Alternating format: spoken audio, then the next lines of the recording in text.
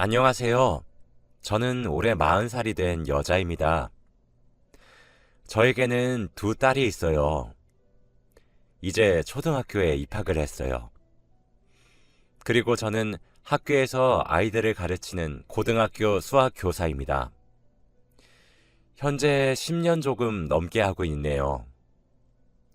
저는 제 일이 너무 좋아요. 적성에도 잘 맞고 학생들과 함께 소통하는 게 정말 재밌답니다. 저희 딸은 쌍둥이입니다. 이란성 쌍둥이라서 생긴 거는 다르게 생겼죠. 둘은 올해 처음 학교에 입학을 했어요. 그래도 둘이 사이가 너무 좋아서 다행입니다. 저는 24살 때 저희 남편을 처음 만났어요. 제 남편의 직업은 소방공무원이었죠. 그때 소방관이라고 하면 불과 맞서 싸우면서 사람들을 구하는 게 너무 멋져 보였어요. 그때 저는 임용고시를 준비하는 대학생이었습니다.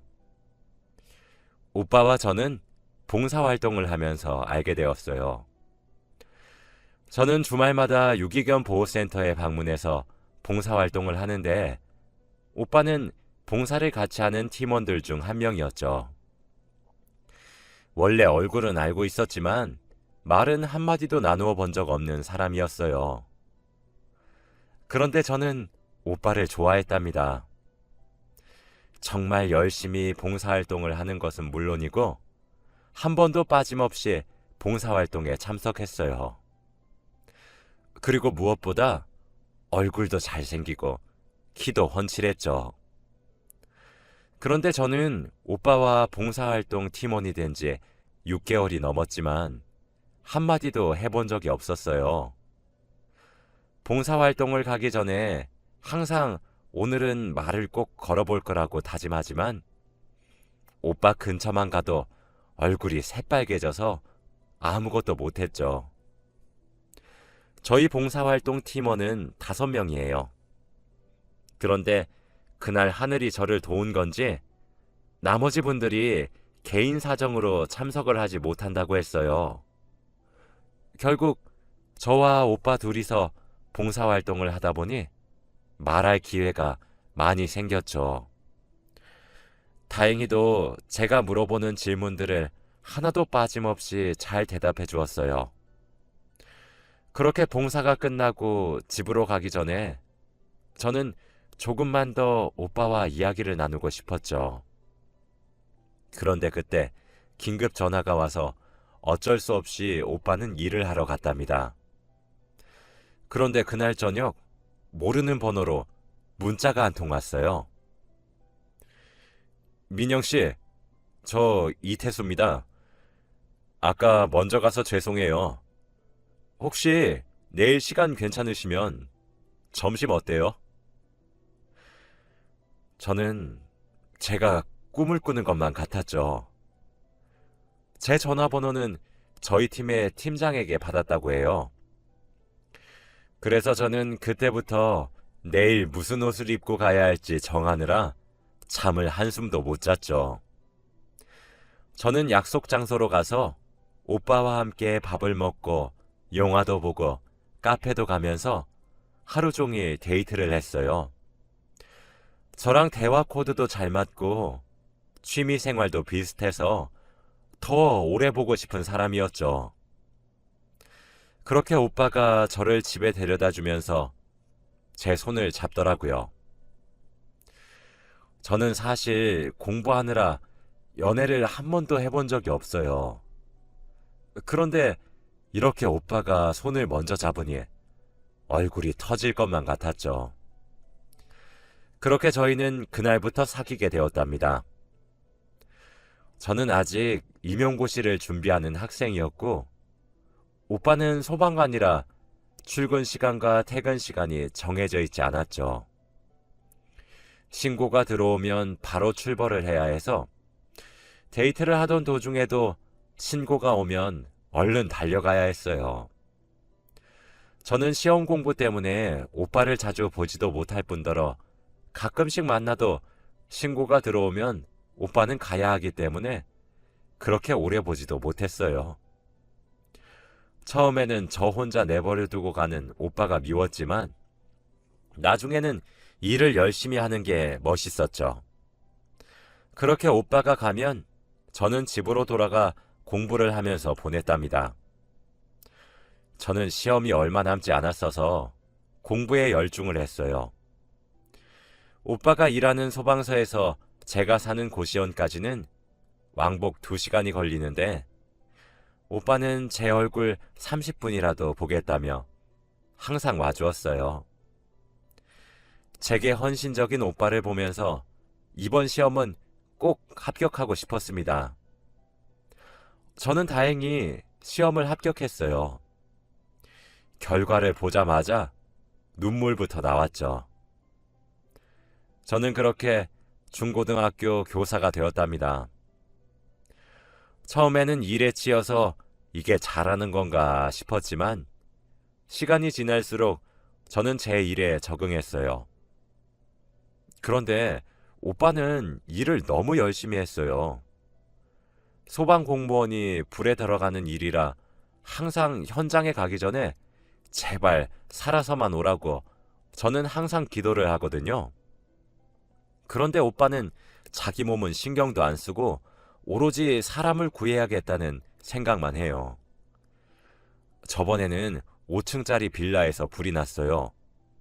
오빠를 포함해서 다른 소방관들이 건물 안에 있던 사람들을 구했죠. 그런데 다 구한 줄 알았는데 알고 보니 한 사람이 건물 안에 아직 남아 있었다고 했어요. 불은 점점 커지고 건물은 아예 무너지기 직전이었죠. 다른 소방관들은 들어가면 무조건 죽는다며 어쩔 수 없이 건물 안에 남아있던 한 사람을 포기해야 한다고 했지만 오빠는 고민도 하지 않고 혼자서 건물 안에 들어갔어요. 오빠가 건물에 들어가려고 할 때 동료들이 엄청 말렸대요. 들어가면 무조건 죽는다고요. 그런데 오빠는 난 죽어도 괜찮으니까 저 사람만 살리고 죽을게 라며 동료들의 걱정도 뿌리치고 불타오르는 건물에 맨몸으로 혼자 들어갔어요. 그런데 시간이 지날수록 건물은 심하게 붕괴되고 있었고 불도 걷잡을 수 없이 커지고 있었죠.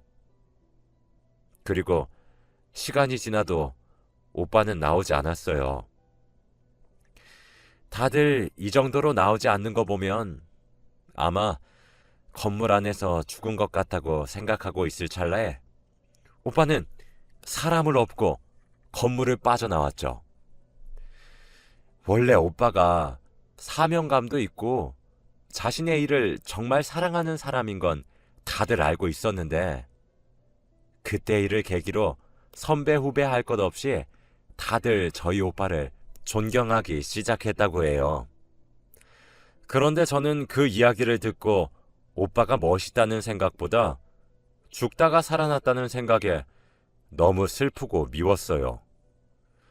아무래도 목숨을 걸고 해야 하는 직업이다 보니까 하루아침에 오빠를 잃을 수도 있다는 생각에 저는 사실 오빠와 이별을 하기로 결심한 적이 있었죠.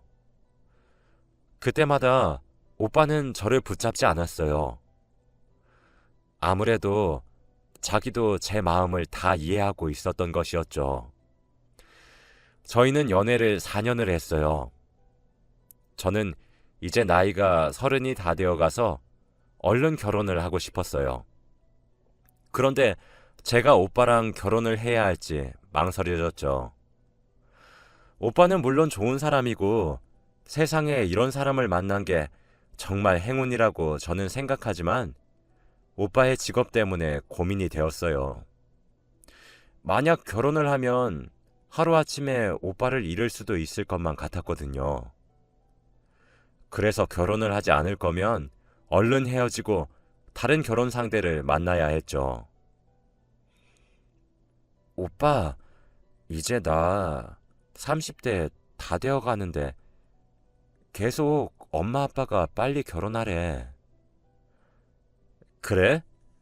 나는 우리 민영이랑 결혼해서 예쁜 아기 낳고 행복하게 살고 싶은데, 우리 결혼할까? 근데, 오빠, 나는 사실 오빠 직업 때문에 결혼이 조금 망설여져. 만약에 내가 오빠랑 결혼해서 아기를 낳고 행복하게 살다가 갑자기 오빠가 죽으면? 그럼 나 하루아침에 과부 되는 거잖아. 나는 그렇게 살긴 싫어. 절대 안 그럴게. 약속해. 오빠는 앞으로도 저번처럼 아무도 들어가지 않는 불길에 혼자서 들어가지 않겠다고 저와 약속했어요. 그렇게 저희는 결혼을 하게 되었죠. 결혼 준비를 하면서 많이들 싸운다고 하는데 오빠는 놀라울 정도로 다 저한테 맞춰줬어요. 혼수랑 집, 그리고 가구까지 전부 다 제 취향에 맞춰주었죠. 그렇게 순탄하게 결혼식을 올리고 저희는 신혼집에서 살았어요. 그런데 오빠는 새벽에도 전화를 받고 나가고 밥 먹다가도 나가고 그랬죠. 오빠는 나가면 거의 반나절이 지나서 돌아왔기 때문에 신혼집에는 거의 저 혼자 살았어요. 이게 신혼생활이 맞나 싶기도 하고 오빠랑 결혼해도 너무 외로웠죠. 그렇게 저는 매일 오빠가 퇴근하기만을 기다렸어요. 사실 오빠가 현장에 나가면 연락이 안 돼요. 그래서 오빠가 나가 있을 동안 모르는 전화번호로 전화가 오면 전화를 받기가 너무 두려워요. 혹시라도 오빠가 일을 하다가 다치거나 죽었을 것 같았거든요.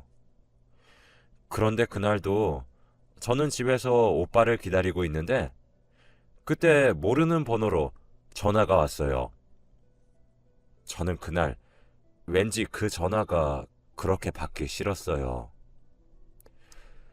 오빠와 같이 있을 때 모르는 전화가 오면 바로 받는데 오빠가 없을 때는 정말 받기 힘들었죠.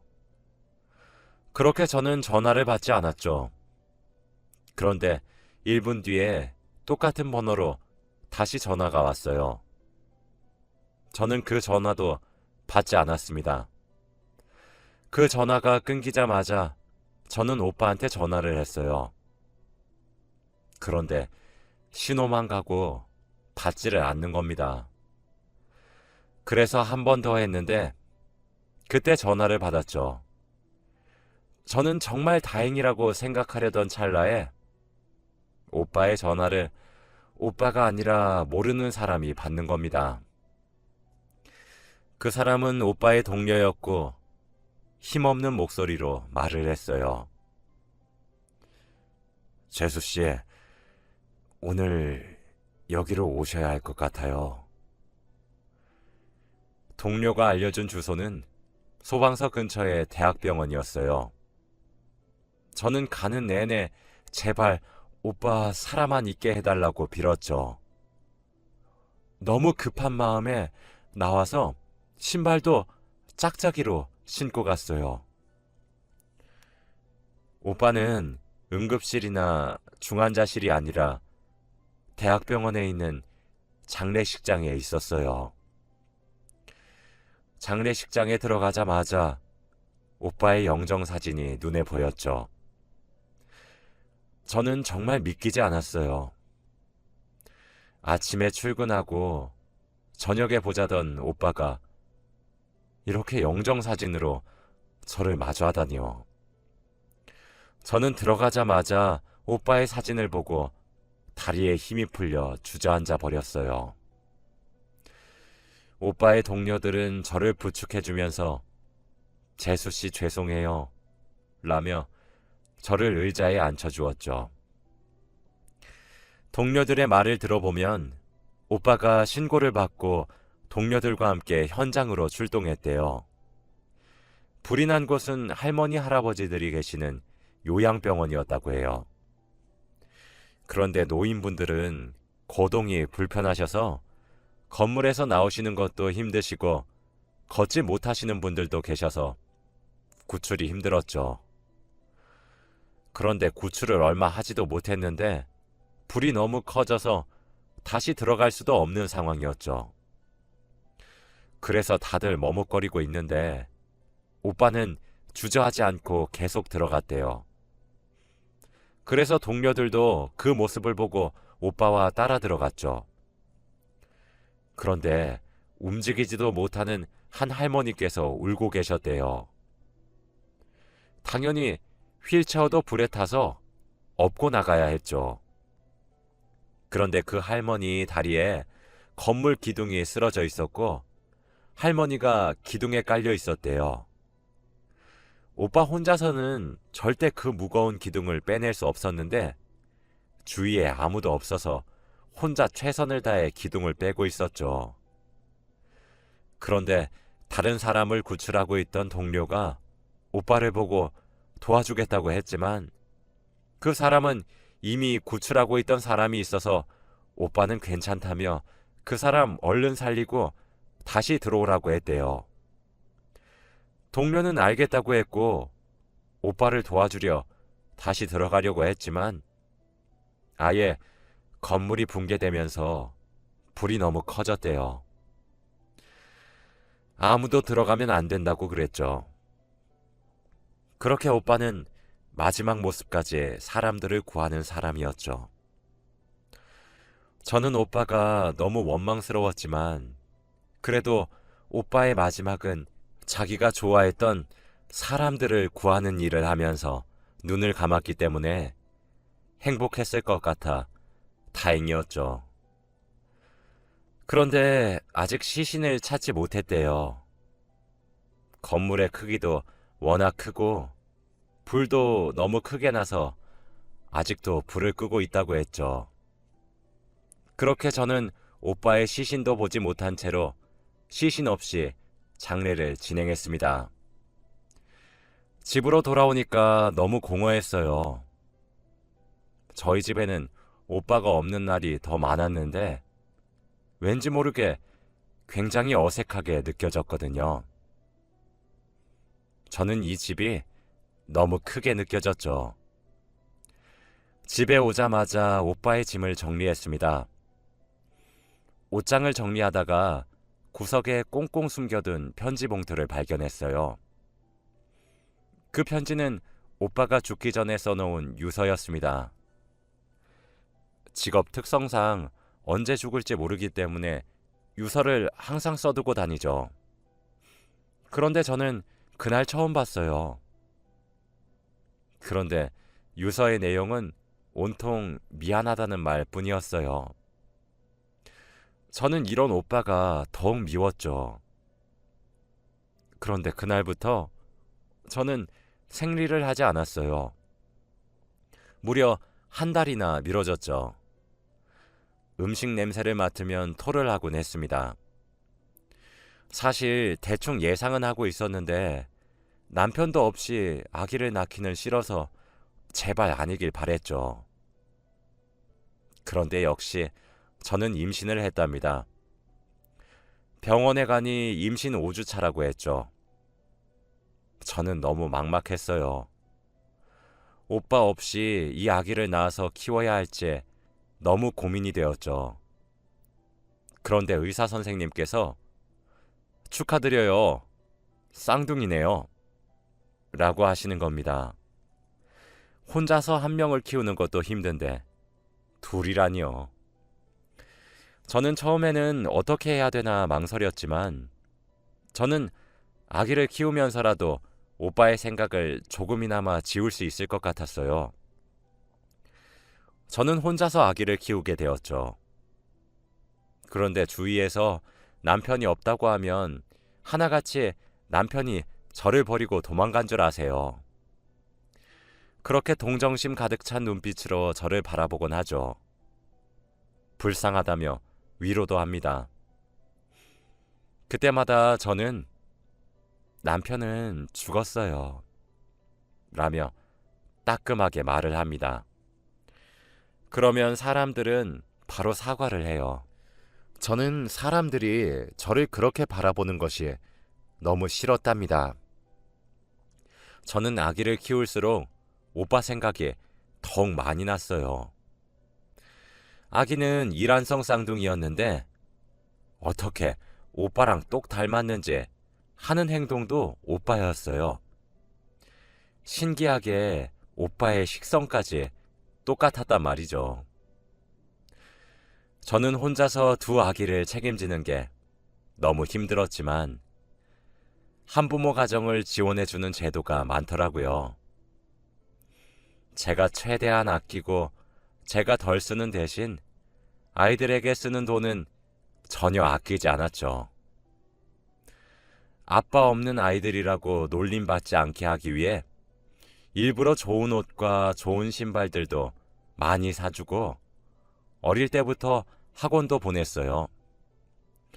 그런데 아이들이 커갈수록 점점 아빠의 존재에 대해 궁금해했죠. 엄마, 우리는 왜 아빠가 없어? 저는 이렇게 아이들이 물어볼 때마다 너무 막막했어요. 어디서부터 어떻게 설명을 해야 할지 모르겠고 차라리 거짓말을 해야 할까 싶었죠. 그래서 애들이 3살 때는 아빠는 잠깐 일하러 멀리 가서 딱 10밤만 자면 오실 거야 라고 거짓말을 하곤 했지만 지금은 아이들이 초등학교를 입학할 때가 되니까 10밤을 직접 새더라고요. 그렇게 10밤을 자고 나서도 아빠가 오지 않으니까 저보고 거짓말쟁이라며 저를 미워하곤 했죠. 저는 주말마다 아이들과 유기견 봉사활동을 하러 갔어요. 오빠를 처음 만난 곳이기도 하죠. 오빠와 저를 닮아서 그런지 강아지들을 너무 좋아했답니다. 아이들도 강아지를 보는 것을 너무 좋아해서 매주 주말만 기다리더라고요. 저는 평소처럼 아이들과 봉사활동을 하러 갔죠. 그런데 아이들이 보이지 않는 겁니다. 유기견 보호센터가 크진 않았지만 그래도 어린 아이들이어서 제 눈에 보이지 않으면 너무 걱정됐어요. 그래서 보호센터를 샅샅이 뒤지면서 아이들을 찾았죠. 아이들은 건물 안 사무실에서 있었습니다. 저는 사무실에 들어갔죠. 그런데 아이들과 함께 있던 사람의 얼굴을 본 순간 저는 주저앉았어요. 바로 그 사람은 죽었던 제 남편이었습니다. 처음에는 오빠를 닮은 사람인 줄 알았지만 오빠의 목에 있는 점을 보니 오빠가 확실했죠. 그런데 아이들과 함께 셋이서 하하호호 웃으며 이야기를 나누고 있는 겁니다. 저는 오빠의 얼굴을 보자마자 오빠, 아, 수연이랑 수진이 어머니죠? 죄송해요. 애들이랑 얘기하다가 이렇게 시간이 갈 줄 몰랐어요. 걱정하셨죠? 라며 아예 저를 못 알아봤어요.